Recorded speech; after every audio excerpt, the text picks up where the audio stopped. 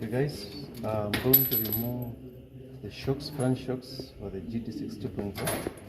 So now I'm going to, so here is my tools. So you need, at least you need 14, these are 14s, and you need some 19s, and then you need some 19s for the lower bolts and the 12.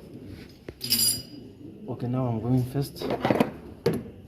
First we have to just remove the 14. So now we are going to do this, the whole process, because in the first video was okay. Let me just remove these 3 14s here.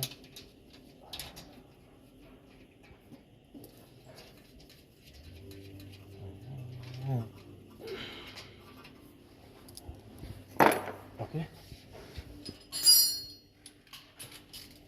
and then you did 19 for the,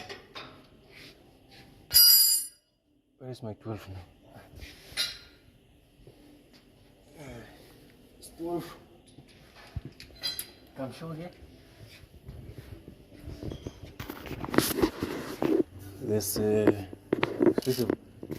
cover somewhere here. Let's just remove this cover.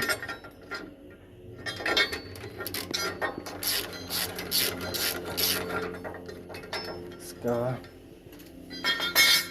And then there's a 19.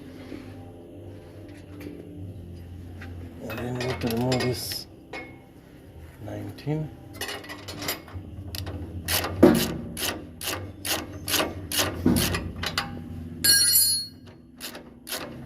Okay. Then there's also 19 for the lower. Have to remove this one for the lower.